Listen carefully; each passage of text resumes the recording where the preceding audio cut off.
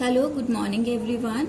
So after cell membrane, today we will discuss the cell organelles present inside the cytoplasm, and the first organelle we will take is endoplasmic reticulum. Endoplasmic reticulum is actually the network of membranous structure that is found in cytoplasm, and this endoplasmic reticulum, it is observed by the Garnier and the term is given by the scientist Porter. This cell organelle is present in all eukaryotic cell except the germinal cell. Germinal cells are the one which forms the gamete. So gamete forming cell, in case of male and female, they do not have this endoplasmic reticulum, and along with this mature mammalian RBC also lack endoplasmic reticulum. Now this endoplasmic reticulum is actually formed of either cisternae, vesicle or tubules. If we see these structure, cisternae, it is formed by blabbing of nuclear membrane. See, this is a diagram of nucleus. This nucleus having genetic material and enveloped by nuclear membrane which is bilayered.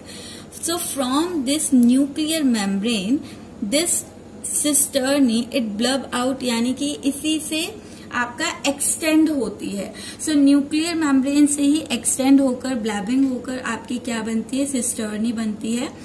And these cisternae are simply tube like structure we can say. Okay, so these cisternae, they are studded with ribosome when they are present near to the nuclear membrane. तो यहाँ पर आप देख सकते हैं इसके ऊपर क्या होगा, राइबोसोम्स प्रेजेंट होंगे. They are unbranched and hence narrow lumen. इनमें कोई ब्रांचिंग नहीं होती, इसलिए इनके अंदर ल्यूमन यानी कि कैविटी जो होती है वो नैरो होती है और ब्लंट एंड है यानी बंद है इस तरह से. Okay, now the next one is vesicle. Vesicles आपको स्पेरिकल स्ट्रक्चर दिखते हैं जिनका आपका जो डायमीटर होता है वो 50 to 500 माइक्रोमीटर हो सकता है. ये भी आपके स्टडीड होते हैं, इनकी भी सरफेस पर क्या मिलेगा, राइबोसोम मिलेगा. And they are found near to the cisternae, यानी कि ईआर जर्नली आपका देखिए सिस्टर्निया ट्यूब से बनी हुई होती है, पर कई बार इन सिस्टर्नी के आसपास इस तरह के वेसिकल्स भी आपको मिल जाते हैं. तो ये इस तरह से सिस्टर्नी के पास ही प्रेजेंट होंगे. Then the next is tubule. Tubule and cisternae are almost similar in structure, but the difference is that these tubule are branched and without ribosome. यहाँ पर ये भी आपके cylindrical tube-like structure है. These are also cylindrical tube-like structure, but they are studded with ribosome and they do not have ribosome over their surface. Okay, and along with that they are present more near to the plasma membrane. Cisternae जो है ये आपको मिलती है nuclear membrane के पास और tubules आपको मिलती है प्लाज्मा मेम्ब्रेन के साथ, यानी कि यही वेसिकल्स जो है इस तरह के वेसिकल्स होंगे और फिर इन्हीं वेसिकल से आपके इस तरह के ट्यूब्यूल का स्ट्रक्चर बन रहा है. तो ये जो कंप्लीट स्ट्रक्चर बना है kind of we can say endoskeleton in case of cell. Cell के अंदर जैसे हमारी बॉडी के अंदर बोन होती है, हड्डियां होती है, वो हमारी बॉडी को शेप में रखती है, उसी तरह से ईआर जो है it act as a frame, it help in giving the framework structure to the cell.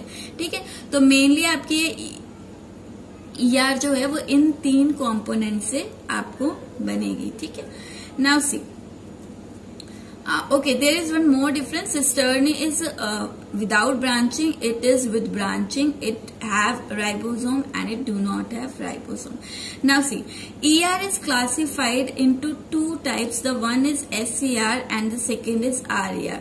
This SCR, it stands for smooth endoplasmic reticulum. You have heard this term or learned this term in your 9th class also.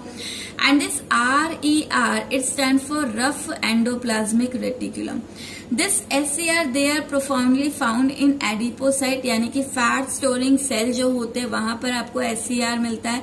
Liver cells जो होते हैं वहां पर SCR मिलता है. आपने 9th में पढ़ा लिवर सेल की जो SCR होती है वो टॉक्सिक मॉलिक्यूल को डिटॉक्सिफाई करने में हेल्प करती है. और RER जो है वो आपको मिलेगा फाइब्रोब्लास्ट में. Fibroblast are the cell which form elastin fiber. Okay, तो इलास्टिन फाइबर या कोलेजन फाइबर बनाने वाले सेल फाइब्रोब्लास्ट होते हैं, उनके अंदर आपको क्या मिलेगी, RER, बिकॉज फाइबर आपको पता है फाइबर आपके प्रोटीन से बने हुए होते हैं। और RER रफ एंडोप्लाज्मिक रेटिकुलम, इसे रफ क्यों कहा जाता है? क्योंकि इसके सरफेस पर आपको इस तरह से राइबोसोम मिलेंगे, तो सरफेस स्मूथ नहीं होता। And whenever the ribosome are present, जहां पर भी राइबोसोम प्रेजेंट होते हैं उनका हमेशा काम प्रोटीन बनाने का है। तो वो सेल जिनमें आपका प्रोटीन फॉर्म हो रहा है वहां पर ज्यादातर आपको क्या मिलेंगे? RER मिलेंगे। Okay, so let we understand the difference between SER and RER. SER, the first one is it is made up of tubules, means tubules, अभी हमने कहा ये न्यूक्लियर मेम्ब्रेन, ट्यूब्यूल्स की हम बात करें तो ये आपके सेल मेम्ब्रेन के पास मिलेगी और विदाउट राइबोसोम होगी। तो यहाँ पर अभी हमने ट्यूब्यूल को पढ़ा है, सो ये सेल मेम्ब्रेन के पास है और विदाउट राइबोसोम है, without ribosome. So next point यही आ गया, it is close to cell membrane और plasma membrane and no ribosomes are present on the surface. So क्योंकि राइबोसोम प्रेजेंट नहीं है तो ये क्या काम करती है? ये सेल के अंदर लिपिड सिंथेसाइज करने का काम करती है। Now RER is just reverse of it. RER आपको सिस्टर्नी के पास, सिस्टर्नी हमने बात की थी अभी, सिस्टर्नी आपकी ट्यूब लाइक इलॉन्गेटेड स्ट्रक्चर है जिनके एंड्स ब्लंट होंगे, न्यूक्लियर मेम्ब्रेन के पास होंगे और इनके ऊपर राइबोसोम स्टडीड होते हैं। और क्योंकि राइबोसोम प्रेजेंट है तो ये क्या करेंगे? ये प्रोटीन फॉर्म करने में हेल्प करते हैं। Now see, if the SER present in the muscle cell, then those SER are known by a specialized name. They are called sarcoplasmic reticulum. Plasma membrane में भी मैंने आपको बताया था कि मसल सेल की जो प्लाज्मा मेम्ब्रेन या सेल मेम्ब्रेन होती है उनको हम टर्म देते हैं सार्कोलीमा। उसके अंदर जो फ्लूइड होता है उसको हम कहते हैं सार्कोप्लाज्म। लाइकवाइज आपके मसल सेल में जो SER होते हैं उन्हें हम बोलते हैं सार्कोप्लाज्मिक रेटिकुलम, ठीक है, which remove lactic acid of muscle. SER है तो SER आपको पता ही है, SER डिटॉक्सिफिकेशन का काम करेगी, यानी टॉक्सिक मॉलिक्यूल को नॉन टॉक्सिक में कन्वर्ट करती है। और हमें पता है हमारे मसल सेल के अंदर अगर ऑक्सीजन की प्रॉपर सप्लाई ना हो, तो 10th में आप पढ़कर आए हैं कि मसल सेल के अंदर due to lack of oxygen क्या बनने लगता है? लैक्टिक एसिड बनने लगता है। और ये लैक्टिक एसिड जो होता है, if it accumulates in the muscle cell then it causes muscle cramps also, fatigue also, muscle pain also. तो यानी कि मसल के लिए आपका ये प्रॉब्लमैटिक होता है। तो मसल के अंदर लैक्टिक एसिड को रिमूव करने का काम कौन कर रहा है? सार्कोप्लाज्मिक रेटिकुलम कर रहा है। And it also help in conduction of motor impulse in the muscle. Muscle के अंदर इम्पल्स यानी सिग्नल को मूव करवाने में, कंडक्ट करवाने में भी हेल्प कर रहा है। Now this SER is also help in detoxification of substance like benzpyrene in our lungs. Along with this, in liver cell, it also help in glycogenolysis. Bio में बच्चे आपको टर्म क्रैम करने की जरूरत नहीं होती है, आप इसे स्प्लिट करिए तो आपको मतलब यहाँ पता चल जाएगा। ग्लाइकोजन एक कार्बोहाइड्रेट है, लाइसिस कहीं पर भी है इसका मतलब होता है तोड़ना। तो लिवर सेल के अंदर SER जो है वो डिटॉक्सिफिकेशन का काम कर रही है, प्लस ग्लाइकोजन को तोड़ते हैं। और जब ग्लाइकोजन टूटेगा तो यहाँ पर आपका रिलीज होता है ग्लूकोज, और अगर ग्लूकोज आपका रिलीज होगा तो आपके मसल के अंदर, आपके लिवर सेल में क्या बनेगी? एनर्जी बनेगी। तो ग्लाइकोजिनोलाइसिस यानी ग्लाइकोजन को ब्रेक करती है ग्लूकोज में। कौन? SER। कहाँ? लिवर सेल में। Okay, now along with this SER also form desmotubules which run through plasmodesmata. आपने पढ़ा है कि आपका जो प्लांट सेल होते हैं, प्लांट सेल एक दूसरे से, एडजेसेंट प्लांट सेल एक दूसरे से कनेक्टेड होते हैं with this connection, and this connection is called plasmodesmata.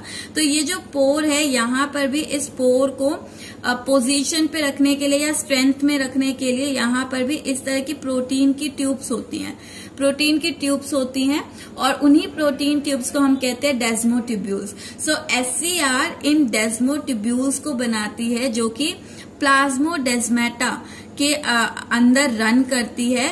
और ये आपकी ट्यूब्स जो है वो सेल को हेल्प कर रही है कि दो सेल के बीच में साइटोप्लाज्मिक एक्सचेंज जो है, दोनों का साइटोप्लाज्म एक दूसरे के साथ क्या होता रहे? एक्सचेंज होता रहे। Okay, now see if we see the common, जैसे अभी हमने सारे फंक्शन पढ़े वो SCR के थे, अगर हम कॉमन फंक्शन पढ़े ER के कि ER क्या क्या काम कर रही है, तो बच्चा ये फ्रेमवर्क स्ट्रक्चर प्रोवाइड करती है टू द सेल, यानी कि सेल के अंदर स्केलेटन, जैसे हमारी बॉडी में स्केलेटन है, बोन है, ढांचा है जिससे हम शेप में रहते हैं, तो साइटोटर्म होता है सेल, स्केलेटन आपका फ्रेमवर्क स्ट्रक्चर प्रोवाइड करना, तो सेल के अंदर स्केलेटन की तरह काम कर रही है। इसके अलावा ये हेल्प करती है किसमें, transfer of information from nucleus to organelle. अभी हमने बात की कि ER आपका शुरू हो जाती है कहाँ से, न्यूक्लियर मेम्ब्रेन से, उसके पास RER मिलेगी और ये आपकी एक्सटेंड हो सकती है सेल मेम्ब्रेन तक। तो इस RER में फिर आपका SCR में क्या बनता है, प्रोटीन और लिपिड बनता है। तो यहाँ पर प्रोटीन और लिपिड को जो है ट्रांसफर कराने में हेल्प कर रही है इंफॉर्मेशन कि आपका अंदर से जेनेटिक मटीरियल DNA जो है वो कोई भी इंफॉर्मेशन प्रोवाइड करता है in the form of protein. हमारा DNA जो है सेल के साइटोप्लाज्म में जो भी इंफॉर्मेशन देगा वो प्रोटीन की फॉर्म में देता है, तो वो प्रोटीन भी ट्रांसपोर्ट कौन करवा रही है, ER करवा रही है। Along with this, it also help in transport of protein and lipid to Golgi body. अब इस ER के देखिए सेल के अंदर जितनी भी ऑर्गेनेलीज होती हैं वो एक वेल ऑर्गेनाइज्ड मैनर में अरेंज होती है, रैंडम डिस्ट्रीब्यूशन कहीं नहीं है। जैसे न्यूक्लियस के जस्ट पास आपको RER मिलेगी और आपका सेल मेम्ब्रेन के जस्ट पास आपको SCR मिलेगी। कई बार आपका RER है लेकिन वो सेल मेम्ब्रेन तक एक्सटेंड नहीं होती है, तो RER है, इसके बाद आपको SCR मिलेगी और SCR के बाद आपको यहाँ पर नेक्स्ट ऑर्गेनेली मिलता है, यानी न्यूक्लियस के जस्ट बाद आपको ऑर्गेनेली मिलता है ER और ER के जस्ट बाद आपको मिलेगा गोल्जी बॉडी। तो यहाँ पर DNA से या न्यूक्लियस से जो भी इंफॉर्मेशन आई प्रोटीन की फॉर्म में वो पहले ER में जाती है, उसके बाद वो प्रोसेसिंग के लिए जाती है गोल्जी बॉडी में। सो यहाँ पर आप कह सकते हैं कि जो प्रोटीन और लिपिड आपकी ER में बने हैं वो प्रोटीन और लिपिड बच्चा ज्यादातर अनप्रोसेस्ड होते हैं, यानी कि उन्होंने पर्टिकुलर अभी फंक्शन परफॉर्म करना स्टार्ट नहीं किया है क्योंकि उनका स्ट्रक्चर डिफाइंड नहीं होता, उन्हें अभी प्रोसेसिंग की जरूरत है। तो यहाँ पर ER में जो भी प्रोटीन और लिपिड है वो फंक्शनल नहीं होते जब तक कि वो गोल्जी बॉडी में क्या ना हो जाए, प्रोसेस ना हो जाए। तो प्रोसेसिंग के लिए उन्हीं प्रोटीन और लिपिड को कहाँ भेजा जाता है, गोल्जी बॉडी में, and that is why Golgi body को आपका क्या कहा जाता है, processing unit of cell.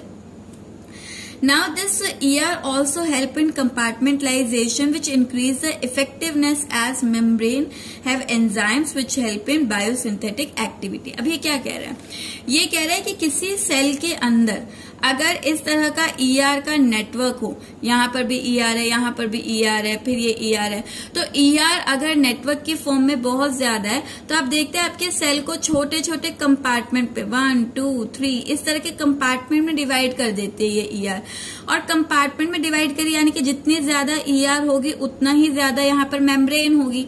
ER क्या है, एक मेम्ब्रेन बाउंड ऑर्गेनेली तो है, तो जितनी ज्यादा ER है यानी उतनी मेम्ब्रेन है। और मैंने आपको फर्स्ट लेक्चर में कहा था मेम्ब्रेन की वजह से सरफेस एरिया इंक्रीज होता है और सेल के अंदर ज्यादातर एंजाइम जो इफेक्टिवली वर्क करते हैं वो हमेशा मेम्ब्रेन पे करते हैं। तो जितनी ज्यादा मेम्ब्रेन होगी उतना ज्यादा सरफेस एरिया, और जितना ज्यादा सरफेस एरिया होगा उतने ही आपके एंजाइम जो है वो ज्यादा एक्टिविटी शो करेंगे, यानी ज्यादा रिएक्शन शो करेंगे। ओके, और आपकी ER क्या करती है, ER आपका अगर फ्रेगमेंटेड हो जाए यानी कि टूट जाती है, तो ER और GB जब फ्रेगमेंटेड हो जाते हैं उन्हीं फ्रेगमेंट को हम कहते हैं phragmoplast. So they are pieces और we can say fragments of, they are fragments of ER and GB। Golgi body अगर सेल के अंदर कभी भी किसी वजह से ER टूट जाती है तो यही ER और गोल्जी बॉडी के जो फ्रेगमेंट्स है इनको हम फ्रेगमोब्लास्ट कहते हैं। और ये प्लांट सेल में, ठीक है, सिर्फ प्लांट सेल में, प्लांट सेल के अंदर सेल प्लेट फॉर्म करने का हेल्प करते हैं, and this cell plate is responsible for the cell division in plant. Okay, along with this ER also maintain GERL system. And what is this GERL system? It is your cell organelle, Golgi body, endoplasmic reticulum, ribosome and lysosome। तो GERL system जो है formation में help करती है और यही आपका surface area to volume ratio cell के अंदर मेंटेन करता है। और इस रेशियो पे हमने फर्स्ट लेक्चर में बात की है, इस रेशियो पर आपका डिपेंड होता है कि आपका सेल कितने टाइम तक एक्टिव रहेगा। ठीक है, तो जो आपके स्मॉल साइज के सेल होते हैं वहां पर आपका सरफेस एरिया ज्यादा होता है, वॉल्यूम कम होता है, यानी कि overall ratio surface area to volume ratio ज्यादा होता है स्मॉल सेल में। जिनके अंदर surface area to volume ratio ज्यादा होगा वो आपके सेल ज्यादा एक्टिव होंगे। लेकिन जैसे जैसे सेल बड़ा होता है उसका सरफेस एरिया बढ़ जाता है, उसका सरफेस एरिया आपका कम हो रहा है और वॉल्यूम बढ़ जाता है, ठीक है। वॉल्यूम बढ़ जाता है तो ओवरऑल रेशियो आपका क्या हो जाएगा, कम। और ओवरऑल रेशियो कम हो जाएगा तो वो सेल आपका सरवाइव नहीं कर पाएगा और वो डिवाइड हो जाएगा। ठीक है, तो जितनी ज्यादा मेम्ब्रेन का नेटवर्क होगा, ये मेम्ब्रेन का नेटवर्क आपका surface area to volume ratio को भी रेगुलेट करता है। ओके, नाउ कई बार आपकी SCR जो है वो मॉडिफाइड होती है और डिफरेंट स्ट्रक्चर बनाते हैं। जैसे कि 9th में आप पढ़कर आए होंगे नर्व सेल को, न्यूरॉन को, तो वहां पर हमने बात की है कि न्यूरॉन में जो आपकी सेल बॉडी होती है यहाँ पर आपके मॉडिफाइड RER होते हैं जिन्हें हम निसेल ग्रेन्यूल कहते हैं, और इस सेल बॉडी को हम साइटोन भी कहते हैं। तो जो हमारा नर्व सेल है उसकी सेल बॉडी या साइटोन में जो RER है वो मॉडिफाइड होती है और मॉडिफाइड होकर निसेल ग्रेन्यूल बनाती है। And this Nissl granule it helps in the protein synthesis. Likewise retinal cell है हमारी आईज के सेल। तो हमारी आईज के जो रेटिनल सेल है, रेटिना के जो सेल है, वहां की SCR जो है वो मॉडिफाइड होकर या वहां की SCR जो है वो मास बनाती है, एक्यूमुलेट होती है और माइलिनॉइड बॉडीज बनाती है। ठीक है, so these are some modified form of your endoplasmic reticulum. So this is all for today. Now in the next part of video we will discuss our next organelle, that is Golgi body. Thank you.